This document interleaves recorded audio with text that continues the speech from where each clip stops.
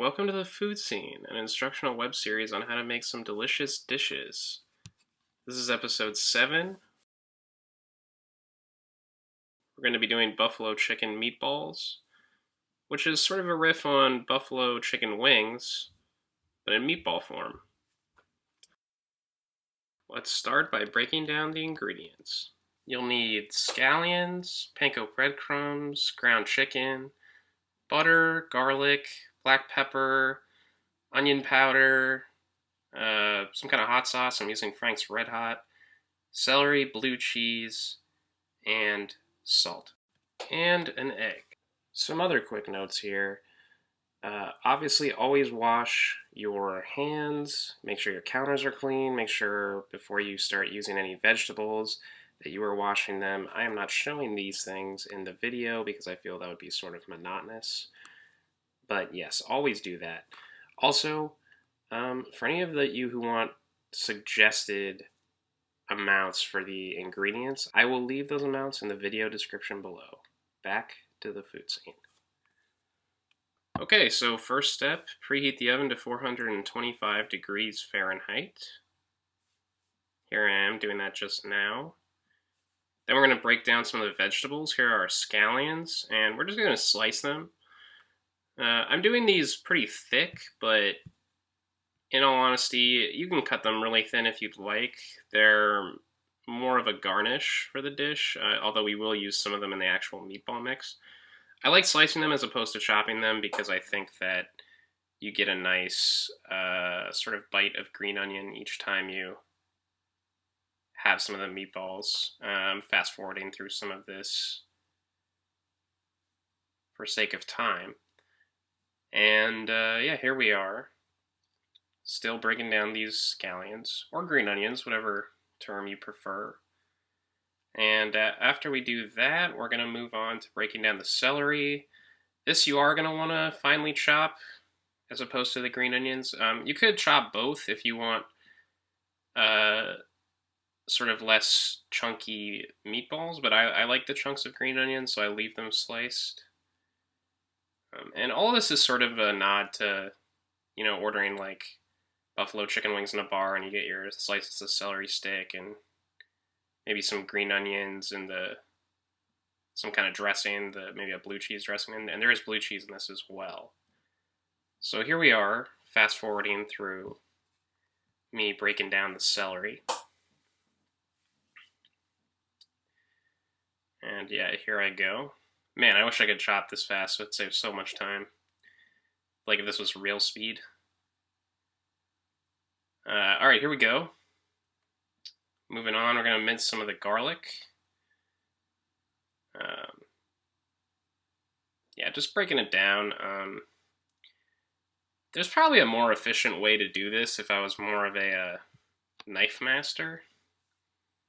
Pretty sure that's the technical term, guys, knife master.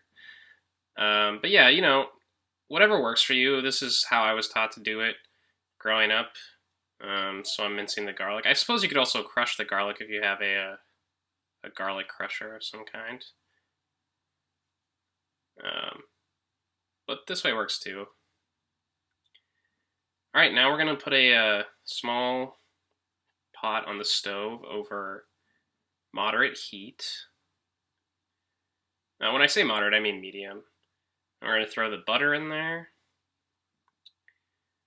followed by the hot sauce. I'm using Frank's Red Hot, specifically Frank's Red Hot Buffalo edition, because it's buffalo chicken meatballs.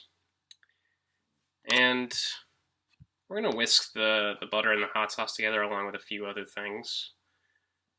As you just saw, the crumbled blue cheese went in right there. And I bought the blue cheese pre-crumbled, but you can crumble it yourself if you like. And so yeah, we're just going to whisk this as the butter sort of melts, and the cheese as well. And that'll be about 2 minutes. So here's a look at the sauce after it's been heated a little more, just seasoned with some salt. And I'm leaving the blue cheese a little less melted because, again, I like chunks of the blue cheese. Moving on. quick note here, after you've gotten your sauce ready, be sure to take it off the heat. I forgot to show this part in the video, but yeah, definitely want to do that. Both because your sauce will be ruined, and you might have a kitchen that is now a charred cinder, a small memory of what it used to be. Definitely want your kitchen not burned to the ground. So be sure to take it off the burner and turn off your stove. Now, back to the food scene. So we have our sauce ready. What are the next steps? Well, we're going to make the meatball mix. So we have the panko breadcrumbs going into this mixing bowl, followed by the finely chopped celery, which we did earlier.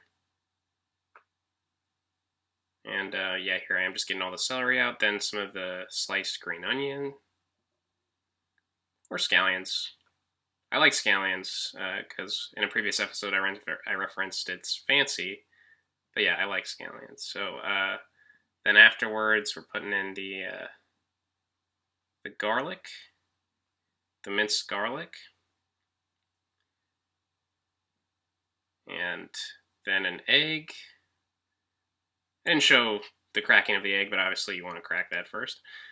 And then the onion powder.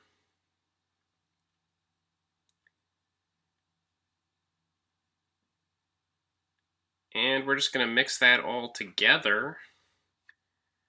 Going to fast forward here a little bit. And once everything is nice and mixed, we're going to move on to the next steps, which is, of course, adding the ground chicken. And then we're going to add about half of the hot sauce from earlier. It's also why you want to take it off the heat so it's not too hot when you put it in. You don't want it to be cold and congeal, but you don't want it to be crazy hot either. So we're mixing the meatballs now. Just like any meatball mix, you want to make sure everything's incorporating. There's that word again. But also that you're not over mixing it. Just fast forwarded there a little bit. So you can see, and of course, always when you're handling chicken, be sure to wash your hands thoroughly, or any raw meat for that matter. So moving on, we're going to oil a baking pan with sides. I'm using olive oil here, but any vegetable oil works.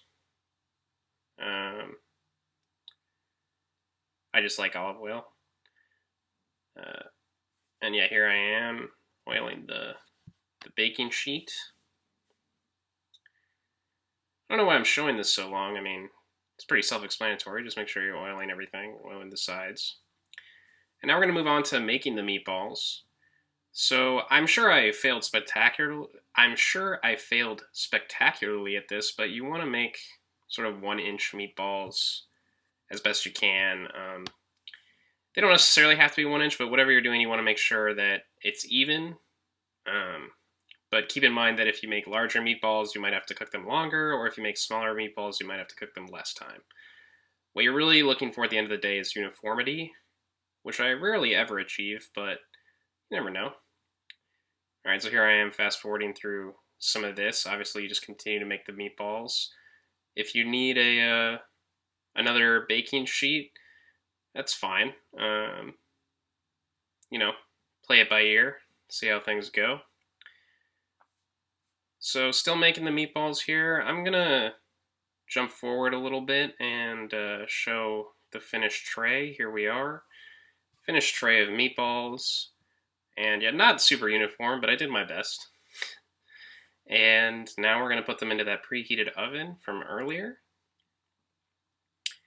And these will cook around 15 to 17 minutes. And you're looking for them to be a little golden, but obviously since it's chicken, you might want to cut into one and see that everything is cooked through. So we're taking them out of the oven, and off camera I checked to make sure they were cooked. And then here we go, taking the rest of the sauce and sort of drizzling it all over the meatballs.